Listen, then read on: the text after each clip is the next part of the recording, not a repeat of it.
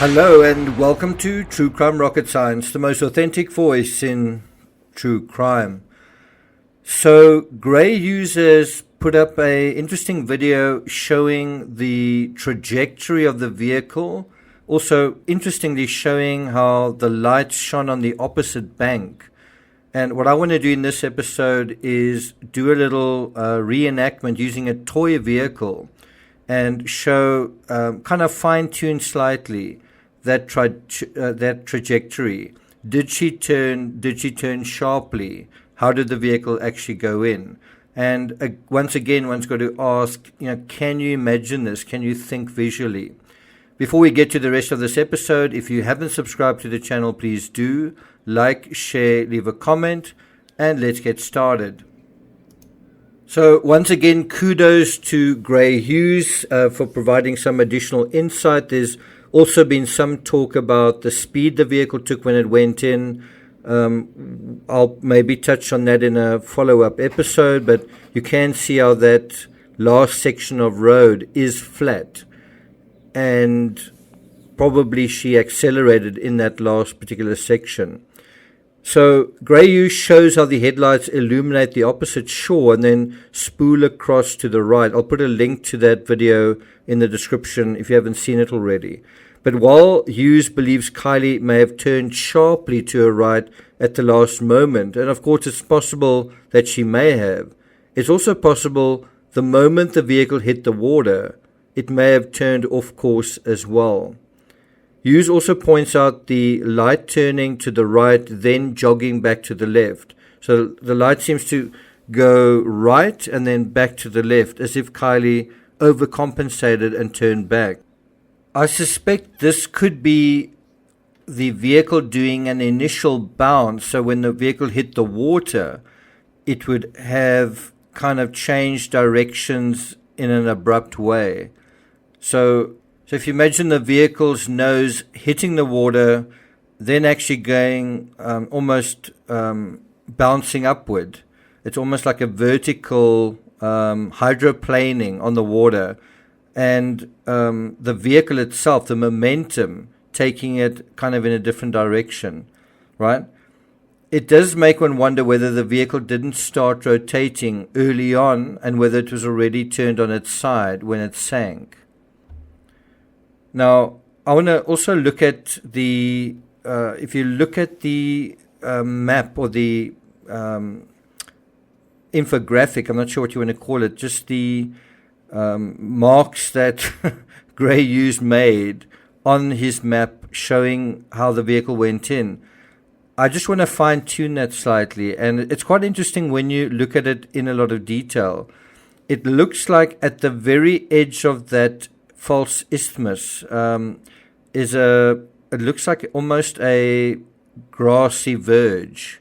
If you look right at the edge, if you follow that edge to the very end, you can see that right at the edge there's a kind of a bulb, a kind of a bulging small little section where there's a little bit of grass or something growing on that edge. And if you were driving on that road right up to the very edge, you'd realize, wow, this is not the road. The road, the road doesn't go here. And that is why I think at the very edge, at the very last moment, I think Kiely realized it's not the road. And so at the very, very last moment, before the car went over that cliff edge, I think she did turn right, but kind of too late. But I think so there was a slight turn, and then when the vehicle hit the water, because the wheels were turned somewhat, it would hit the water with the wheels turned, and then that would cause the vehicle to go onto a different line. Now, another very interesting clue we get in terms of all of this. So if you just reverse engineer everything and you look at where the vehicle was actually found, well, number one, it's found off that straight line. If you extend the line of the road outward, then you can see that there's a slight angle going off it, which is where the vehicle was actually found, right? She was obviously following the road, but then at the last moment, she didn't follow the road because the vehicle isn't found along the line of that road behind her. And you can see that when they bring the vehicle back in, when they sort of tow it back onto that peninsula, you can see the angle that it's coming in is slightly deviating off that original angle. Can you guys see that? Now, you must remember when the car's flipped over, they don't change the direction of the vehicle. It's upside down, they flip it back over. And so that angle that it is at that point, right, if you pull it back to the road, is giving you basically a sense of how the vehicle went into the water and how it floated further. Does that make sense? Now, obviously, you could have a little bit of rotation. Once the vehicle goes into the water, you could have a little bit of rotation where things like momentum and turning could have an impact on that.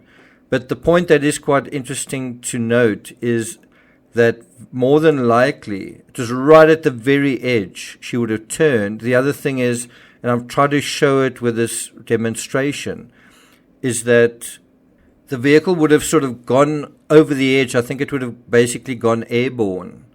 It didn't go down the slope and then into the water. It basically ramped through the air, and the next thing landed in the water. And that would have created that huge splash, but it would also have kind of hydroplaned. So initially the front end would have created this huge splash, but then because it's sort of floating because of the tires as well, it would then sort of hydroplane, and the back end would then come into the water, and that would cause it to have almost a boat-like motion for a moment, and that would possibly be the reason why it turned to the left in terms of the light spooling on the opposite bank.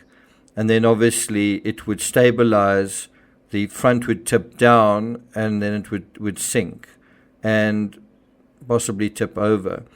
Again, one does wonder, with that turn, could the vehicle have turned sort of on its side when it went into the water? Think about this idea of taking a fairly sharp turn and slowing down almost instantly, right?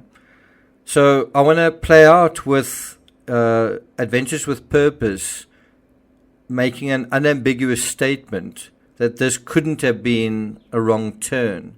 And listen to, again, his description of the road. Does it sound like he's describing the road that she was actually on? This isn't a wrong turn road either. This isn't even a road. It's a path with huge ruts in it.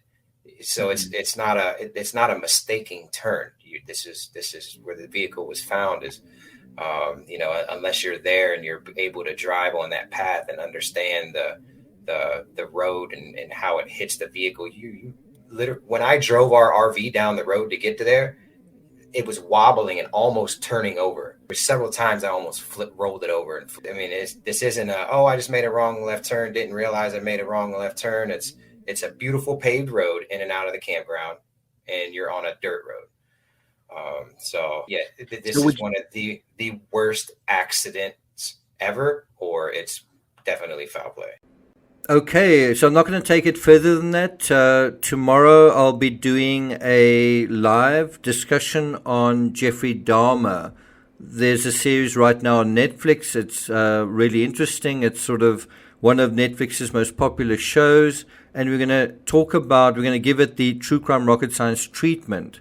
What are some of the bigger issues surrounding this particular case?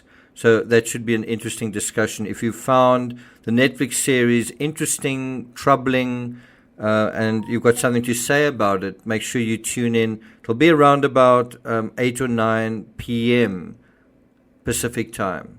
I'll put a link to that in the description. Thank you for listening, and I'll see you guys next time.